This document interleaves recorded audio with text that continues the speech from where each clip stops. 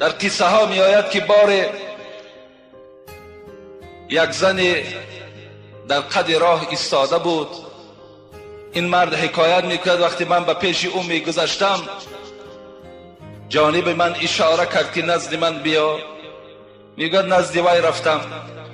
گفت ثواب میخواهی؟ گفتم بله ثواب میخواهم. گفت در خانه من گفت شوهرم در نزع جان است، رو برای وی کلمه بگو. این مرد میگوید من داخل این خانه شدم، دیدم که در اصل مرد در نزع جان بود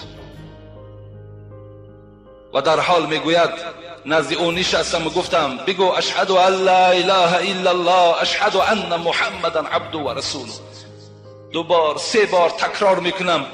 این مرد تماما این کلمه را تکرار میکنه. آخر میگه چشمهاش کشاد و گفت ای مرد، گفت هر چی میگوی از این کلمه گفتن بگیر. گفت من از دین اسلام هم بیزار هستم، از این کلمه هم بیزار هستم. و میگه چشمها را پوشید و جان به حق تسلیم کرد. میگه وقتی این سخن از زبان اون شنیدم، این مرد میگه من در حیرت ماندم این کی باشد. وقتی از زن او پرسیدم و ای گفت این مدمن الخمر بود، این عرق نوش بود. در حال چی گفتن حضرت؟ صدق رسول الله صلی الله علیه و سلم. میگه راست گفت پیغمبری خدا. چی کلمه را راست گفت؟ من شرب الخمر مات لقی الله تعالی كعابد الوثن. کسی اگر عرق می نوشد وقت زمانی که جان به حق تسلیم میکنه، پیغمبری خدا گفت او با خداوند مثل بت پرست رو فرو می شود. او در دین اسلام نیست و مثل بت پرست است. گفت كعابد الوثن. وثن گفته بت ها را میگه، هیکل هایی که پرستش میکردن. حبیب خدا گفت کسی عرق می نوشد در حالت جان دادن گفت مثل بت پرست به پروردگارش رو فرو می شود.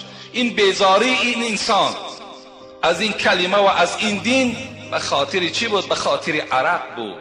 حضرت امام ابو یوسف که شاگرد امام ابو حنیفه بودند، میگوید از ابو حنیفه پرسان کردم برای چی همین انسان هایی که عرق می نوشند در چهره هاشون یک ترشی پیدا می شود، یعنی همین روی هاشون جنج میکنن، برای چی میکنن؟ حضرت امام ابو حنیفه چی گفتن؟ گفتن من زنا او شرب الخمر نزع منه الایمان کما یخلع الانسان القمیص من رأسی. گفتن تو نمیدانی که پیغمبری خدا گفت کسی زنا میکند، کسی عرق مینوشد، ایمان او مثل کرته‌ای که از بدن بدر کرده میشود، ایمان او از بدن او کشیده میشود. همون حالت جنج کردن، همون حالت روی شد ترش کردن حالتی است که ایمان او برداشته شد. در اون حالت دیگر ایمان ندارد. گفت امام ابو حنیفه. خدا رحمت و مغفرت